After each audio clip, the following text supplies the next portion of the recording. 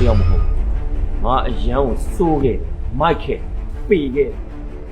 မင်းကျောင်းတော်ကြီးထဲမှာတော်တော်နောင်တရလာဖို့ရတယ်နော်ဒီနေ့ပဲထွက်တယ်ဒီနေ့ပဲအလုပ်တန်းလုပ်ဘယ်လိုဖြစ်တာတော့ အဲ့ဒါတွေငါတို့တေလီမှတ်တိုင်အောင်မှဆက်ဆွနေကြမှာ ဟဲ့အောင်ငါအမေကမူကြီးထောင်းကကြည့်ရတယ်နားလေ ကိုလောက်တဲ့လောက်ကိုစိုက်လို့ပဲလို့ကြုံလို့ပဲလို့လေးလေးစစ်စစ်လောက်ပါတယ်ဟဲ့နင်ဒီလိုမျိုးသာဆက်လုပ်နေဆိုတော့ဘယ်တော့မှမလုပ်တတ်ဘူး ကိုကြီးလေအမေရဲ့နှလုံးသားနဲ့စေတပုံထည့် အကိုကလည်းမနောက်ပါနဲ့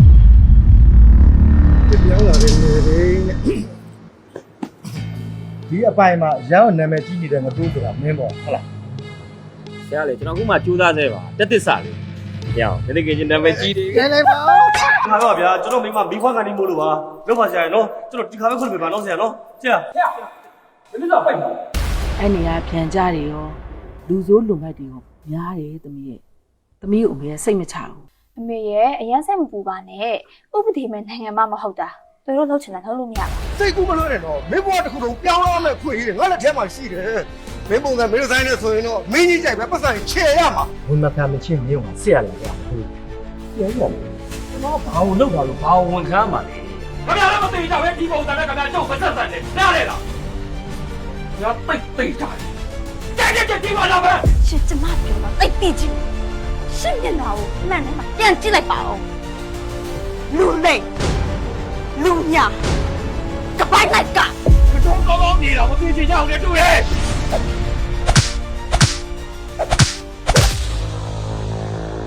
ဒေါ်လေးတစ်ခုခုဖြစ်သွားခဲ့တယ်ဆိုရင်သမီးလေးကိုအတက်နိုင်ဆုံးဆောက်ရှောက်ပေးပါ မပြောကောင်းမဆိုပါဘူးဗျာ